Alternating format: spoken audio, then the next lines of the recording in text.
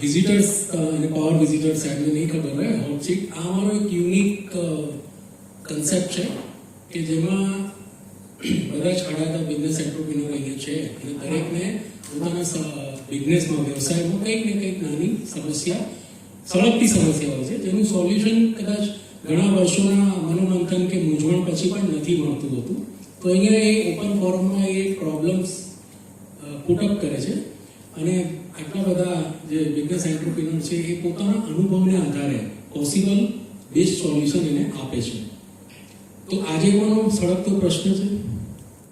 એવો થયો છે કે પાર્ટીનું મેં લગભગ 52 લાખ રૂપિયાનો ઓર્ડર લીધો હતો. એ પાર્ટીએ 6 લાખ રૂપિયા મને એડવાન્સ આપ્યું હતું. હવે પાર્ટીનો એક ફાઇનાન્સ પાર્ટનર છૂટો થઈ ગયો અને પછી પાર્ટી મને પૈસા પાછા લેવા આવી ગયો. તો શું કરવું જોઈએ, કેવી રીતે કરવું જોઈએ? સવાલ ખબર પડી? અચ્છા, હા મહેન્દ્ર કાકા. મારો હમણાં 3-4 દિવસ પહેલાનો જ અનુભવ છે. મારી પાસે પાર્ટી આવી અને કે આટલું કામ કરવાનું છે, એટલે દસ્તાવેજ કરવાનું છે, અસાનની પરમિશન લેવાની છે, એમઓયુ કરવાનું છે. એટલે મેં એને ટોટલ ફી કીધી. પછી જે વેચનાર પાર્ટી હતી ને એને કન્ડિશનો મૂકી કે હું દસ્તાવેજ કરી દઉં એટલે 1.5 મહિના પછી તમને પજેશન આપું નામ તેમ તેમ. ખરીદનાર પાર્ટીએ મને ફી બી બધું નક્કી કરી દીધું. પછી મને કે સાહેબ આમાં કંઈક મને ડિસ્પ્યુટ પડે તો શું? મેં તો ભાઈ મારી મહેનતના તારે આટલા રૂપિયા પણ બાકીના પૈસા તને પાછા આપીશ. તો તમે બી આવું બધી કંઈ કન્ડિશન કરી શકો કે મેં આટલું કામ કર્યું છે, મને આટલા પૈસા આપીને બાકીના તને પાછા આપી. આવું સેમ અમારી પાસે થયું છે. અમારી પાર્ટીને 4 બ્રાન્ડ કામ કરે છે. એમાંથી એના ડિઝાઇનરની ભૂલના કારણે એને એક લોગો મૂકવાનું ભૂલી ગયો છે. એટલે કહે છે કે અમારે હવે ના ચાલે, હું તમારા જોડે નહીં લઉં. તો મેં કીધું તમારા ડિસિઝનથી, તમારા ડિઝાઇનરથી, તમારા પાર્ટનરથી ભૂલ થઈ છે, એમાં મારો કોઈ વાંક નથી. એમને મને અપ્રુવલ આપેલું છે કે please go ahead. A approval મારી પાસે પડ્યું છે. કાં તો મેં 2 વસ્તુ થાય, કાં તો તમે જેટલું મેં રો મટીરિયલ ઇન્વેસ્ટ કર્યું છે એટલા જ પૈસા મને આપી દો, ઓર એલ્સ તમે ડબ્બા લઈ લો. ખાલી રો મટીરિયલના પૈસા આપવા માટે રેડી થઈ ગઈ કારણ કે એને જીએસટી બચે છે અને બાકી બીજી બધી વસ્તુ બચી જાય છે. આમે આ વસ્તુ તો કામની નથી. તો જેટલું તમે ઇન્વેસ્ટ કર્યું છે તમારામાં એટલી અમાઉન્ટ તમારા જોડે રાખો, બાકી તમે પાછા આપી દો. એડવાન્સ આવે તમારું ઇન્વેસ્ટમેન્ટ 90% થઈ ગયું હોય. આ 52 લાખના ઓર્ડરમાં એનું ઓલમોસ્ટ પ્રોફિટ 10% કાઢીએ તો 49 લાખનું તો ઇન્વેસ્ટમેન્ટ થઈ ગયું હોય. એટલે આમાં કેવો ક્લોઝ હોય કે આપણે જ્યારે ઓફર આપીએ ને ત્યારે આપણે લખી દઈએ છીએ યસ કે ભાઈ એડવાન્સ જે આપ્યા તમે જો ઓર્ડર કેન્સલ કરો તો અમે રૂપિયા પાછા નહીં આપીએ. અને અમારી વોટર ઇન્ડસ્ટ્રીનો નિયમ છે જ અને અમે નથી રાખતા. એટલે તમે લીગલી કોઈ ના કરી શકીએ અને અમે ફાઇટ બી કરી શકીએ. અમે બધું એવું ક્લેમ કરી શકીએ કે ભાઈ અમે તમારા માટે 49 લાખનું ઇન્વેસ્ટમેન્ટ કર્યું છે તો હવે તમે લોન લઈને એને ફૂલફિલ કરો અને અમને ગમે તેમ અમારું ઇન્વેસ્ટમેન્ટ રિકવર કરી આપો. મને તમારા ફિલ્ડ એટલું આઈડિયા નહીં હોય પણ અમારા ફિલ્ડમાં છે ને 40% એડવાન્સ લેવામાં આવે અને એમાંથી ચોખ્ખું કહી દે કે જો અગર ઓર્ડર કેન્સલ થશે તો 40% માંથી તમને 30% રિફંડ નહીં મળે, બીજા 10% તમને રિફંડ આપી દઈશું. અને અગર ઓર્ડર 40% માં એ લોકો ના માને અને બલ્ક પ્રોજેક્ટ હોય ને અમને ખાલી 20% આપે તો એમાં તો ચોખ્ખું કહ્યું 20% નોન રિફંડેબલ. તમે કેન્સલ કરો, તમારું પોસ્ટપોન થાય કે કંઈ પણ થાય એ રિફંડ નહીં થાય. અમારા કોટેશન આપણે લાસ્ટ 14 yearsથી તમારું ઇન્વોઇસ અને તમારું પ્રપોઝલ એટલું સ્ટ્રોંગ હોવું જોઈએ કે કોઈ પણ વ્યક્તિ વાંચે એ વખતે એને ધ્યાન આવે કે હું આ એગ્રીમેન્ટ અથવા તો કોઈ પણ કામ કરી રહ્યો છું તો મારી શું જવાબદારી. જ્યાં સુધી માણસને જવાબદારી ખબર નહીં હોય ત્યાં સુધી એ છટકબારી શોધશે. એટલે તમારું પ્રપોઝલ જે છે ને એ એકદમ સ્ટ્રોંગ હોવું જોઈએ. તમારી ઇન્ડસ્ટ્રીઝ પ્રમાણે તમારી જે ટર્મ્સ એન્ડ કન્ડિશન હોય એ પ્રોપર હોવી જોઈએ, જેનાથી આ બધા પ્રોબ્લેમ કદાચ આવે તો એનું વિન વિન પોઝિશનમાં તમે હો. એટલે તમારું ડોક્યુમેન્ટેશન છે એ પ્રોપર હોવું જોઈએ. Thank you. એક સ્ટોરી એવી છે 2006ની સાલમાં નવ મેં જ્યારે બિઝનેસ શરૂ કર્યો ત્યારે અમેરિકામાં ત્યાં આગળ $6,000નો એક ઓર્ડર હતો. પ્રોડક્ટ હોય કે સર્વિસ હોય, કોસ્ટ તો લાગે જ છે. સર્વિસમાં માણસનો પગાર જાય છે, પ્રોડક્ટમાં વસ્તુ જાય છે.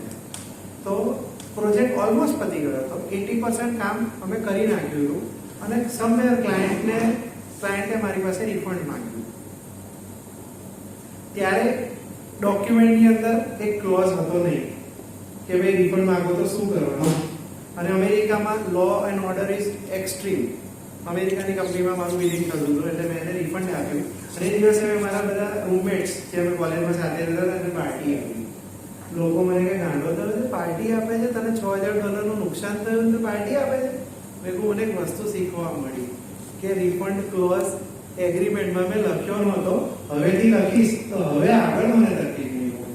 અને એ પછી રિફંડ ક્લોઝ લખ્યો કે જેટલું કામ થઈ ગયું છે એટલા પૈસા ચાર્જ થશે અને જેટલું કામ બાકી છે એ પૈસા અમે તમને પાછા આપી દઈશું. કેમ કે કાર્મિક એકાઉન્ટ બેલેન્સ બી પ્રોપર રહેવું જોઈએ ને કે આપણે જે આપીએ છીએ એટલું જ લઈ શકીએ, વધારે લઈએ તો વ્યાજ સાથે પાછું આપવાનું થાય. હવે બીજો એક સ્ટોરી શેર કરું, લાસ્ટ વીક જ બની. હવે એગ્રીમેન્ટમાં આપણે લખીએ તો છે પણ શું એકચ્યુઅલી થાય છે એ શેર કર્યું. એક કેનેડાની બહુ મોટી કંપની છે જેનું અમે કામ પતાવ્યું. કામ પતાવ્યા પછી એ લોકો અમને ફોર્સ કરે કે ભાઈ તમે અમારી વેબસાઇટને લાઈવ કરી દો. એટલે અમે કીધું ભાઈ પહેલા પેમેન્ટ ના આપો એટલે અમે લાઈવ કરી દઈએ. તો કે ના, પહેલા તમે લાઈવ કરી દો પછી તમે પેમેન્ટ આપશો. બહુ માથાકૂટ કરી મારા માણસ જોડે. પછી મારા માણસે કીધું કે એક કામ કર, આપણો જે કોર્ટ પ્રપોઝલ જે મોકલી છે ને ખાલી એને કહે કે આપણે પ્રપોઝલમાં લખેલું છે કે તું પૈસા આપીશ ને પછી જ સાઇડ લાઈન થશે.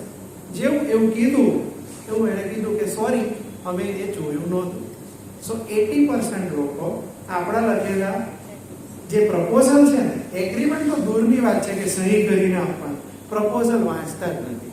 હવે એ ના વાંચે તો ઇટ ઇઝ ધેર પ્રોબ્લેમ, આપણો પ્રોબ્લેમ નથી. That's it.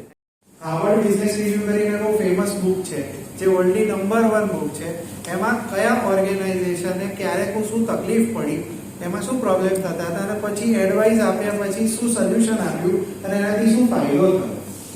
આ તમે કોઈને લાખ રૂપિયા કોઈ ફાઇનાન્સ બિઝનેસ કન્સલ્ટન્ટને આપશો ને તો પણ જે આજે તમને એડવાઇસીસ મળી છે ને નહીં મળે. આ રિયલ ટાઈમ રિયલ લાઈફ એડવાઇસીસ છે જે બધા શેર કરે છે. સો આ એક ઓપોર્ચ્યુનિટી છે. દરેકના બિઝનેસમાં કંઈક ને કંઈક તો પ્રશ્ન જ હશે જ. So please share. મને ખબર તમારું સોલ્યુશન એમાંથી આવી જાય, તમારી ફી તો ક્યારે વસૂલ થઈ જશે. કોઈને નથી. ચલો હું પૂછી લઉં. મારો સવાલ એ છે કે સોશિયલ મીડિયામાં તમારા બિઝનેસનું પ્રમોશન કયા ફોર્મમાં કરવું જોઈએ અને કેવી રીતે કરવું જોઈએ ઇફેક્ટિવલી? કારણ કે હવે લોકો સોશિયલ મીડિયાથી પણ કંટાળ્યા છે. કેવી અત્યારે તમારાથી હું તો મોટો છું એટલે હું સોશિયલ મીડિયામાં માનતો જ નહોતો. સૌથી પહેલી જ વસ્તુ, જ્યારે મારા સને મને એટ્રેક્ટ કર્યો કે આવું પપ્પા કરો તમે, ત્યારે એને 10,000 રૂપિયા જસ્ટ ડાયલમાં ભર્યા હતા. બેઝિક એમાઉન્ટ એની કહેવાય તે વખતે.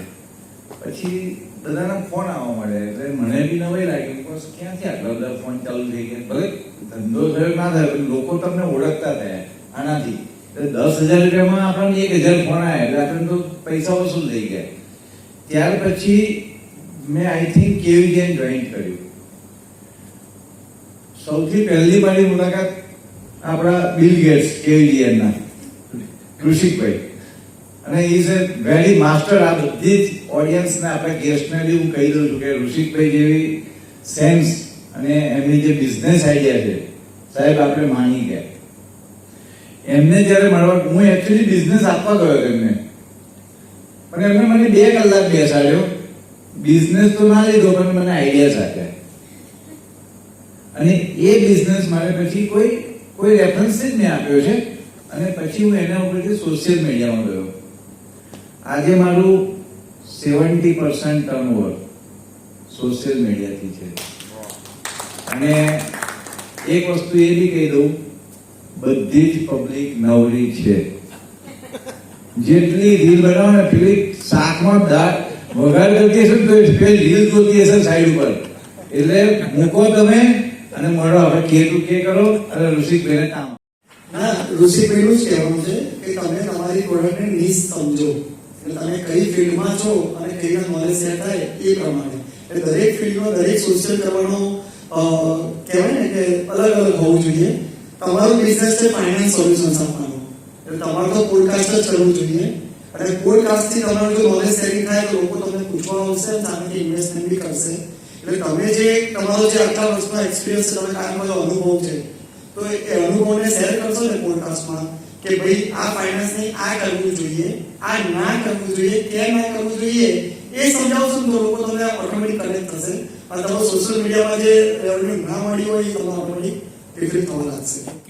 So, જય શ્રી કૃષ્ણ.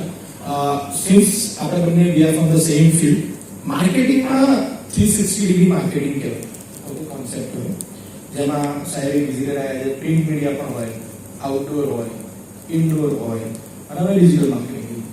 ડાયરેક્ટ માર્કેટિંગ પણ થાય, ઇનડાયરેક્ટ માર્કેટિંગ પણ થાય. ડાયરેક્ટ માર્કેટિંગમાં તમે તમારા પ્રોડક્ટ કે સર્વિસને ડાયરેક્ટલી દેખાડો. ઇનડાયરેક્ટલીમાં જેમ દુશાંગે કીધું, તમે તમારું નોલેજ દેખાડો વાયા પોડકાસ્ટ ઓર રીલ ઓર યુટ્યુબ ચેનલ ઓર ઇન્સ્ટાગ્રામ ચેનલ, રાઈટ? સો માર્કેટિંગમાં એ વસ્તુ સમજવી બહુ જરૂરી છે કે મારો કસ્ટમર ક્યાં છે. જ્યાં મારો કસ્ટમર છે ત્યાં મારે માર્કેટિંગ કરવી. હવે માર્કેટિંગની બજેટની કોસ્ટ બનાવવી પડે કે દર વર્ષે તમારું માર્કેટિંગનું બજેટની કોસ્ટ કેટલી છે. ઇન્ફ્લુએન્સર્સ આવી ગયા છે, સોશિયલ મીડિયાના ઇન્ફ્લુએન્સર્સ છે, right? So you have to decide કે તમને ક્યાં આગળ હવે કરવું છે. તમે ઘણું કર્યું હશે, ક્યાં નથી અને ક્યાં કસ્ટમર છે. જેમ કે ઇન્સ્ટાગ્રામ કીધું નવરા બેઠા છે, દરરોજની પહેલા સ્ક્રીન ટાઈમ 1 કલાક હતો, આજે 6 થી 7 કલાક સ્ક્રીન ટાઈમ થઈ ગયો છે લોકો. સો સ્ક્રીન ટાઈમ વધ્યો છે, તેમાં તો તમારી વિઝિબિલિટી તમારે ત્યાં ડેવલપ કરવી જોઈએ. સો ડેફિનેટલી ઇનડાયરેક્ટ માર્કેટિંગ અને direct marketing on social media free છે. વોટ્સએપ સ્ટેટસ લોકો સૌથી વધારે જોવે. આપણું ખરેખર બિઝનેસ ગીવર ગ્રુપ લોકો સૌથી વધારે જોવે. ત્યાં કંઈક તમે રિક્વાયરમેન્ટ મૂકો તરત પોસ્ટ થાય. સો એ બધા જે ફ્રી ટૂલ્સ છે એ યુઝ કરીને ઘણું બધું રીચ વધી શકે છે. અને મેં વધારે 5 વર્ષ. Thank you. સોશિયલ મીડિયાની અંદર એઝ પર માય એક્સપિરિયન્સ એવું કહી શકાય કે હું પણ એની સાથે કનેક્ટેડ છું થોડોક. સો મેઇન વસ્તુ છે તમારું કન્ટેન્ટ. સોશિયલ મીડિયાની અંદર તમારા કન્ટેન્ટ જે તમે રાખો છો ને એ મેઇન છે. અને બીજી મોટી વસ્તુ છે કે તમે તમારું એડવર્ટાઇઝમેન્ટ જે પાસ આઉટ કરો છો ને, તો જે તમારું જે પેજ હોય છે એની અંદર તમે એવું રાખો કે સૌથી ઓછી વસ્તુ તમે એની અંદર રાખો. કારણ કે લોકોને બહુ ભરચક વસ્તુ હોય છે, એ વાંચવામાં કોઈ રસ નથી. એટલે હાઈલાઇટ એવી વસ્તુ કરો કે જે તમારે પાસ ઓન કરવી હોય માર્કેટમાં. અને કન્ટેન્ટ જેટલા ઓછા હશે ને અને જે રીતનું તમે પેજ બનાવશો એ સૌથી મહત્વની વસ્તુ છે ડિજિટલ માર્કેટિંગ, દેટ મીન્સ કે social media marketing. Thank you so much. Service માર્કેટિંગમાં તમે છો તો સર્વિસ માર્કેટિંગમાં છે ને there are 7 P's of marketing mix જેને કહેવાય. Product, price, place, promotion, people, process અને ફિઝિકલ એવિડન્સ. પ્રોડક્ટમાં 4 છે, સર્વિસમાં બીજા 3 P એડ થાય છે. હવે તમારો પ્રશ્ન પ્રમોશનને લગતો છે. તો સર્વિસ માર્કેટિંગમાં પ્રમોશન સાથે પીપલ જોડાયેલા છે. તમારી સાથે કયા લોકો કામ કરે છે એ જોડાયેલું છે, કેવા લોકો જોડાયેલા છે એ કામ એ થાય. સોશિયલ મીડિયાનો ઉપયોગ કઈ રીતે કરો, એમાં લોકો ઇન્ફ્લુએન્સર્સ છે એ વાત તો બરાબર છે, પણ તમે એવી કોઈ વ્યક્તિ લાવો એમાં સોશિયલ મીડિયામાં કે I am connected with this and if they give to the society a particular message about Kev Talati, this will influence.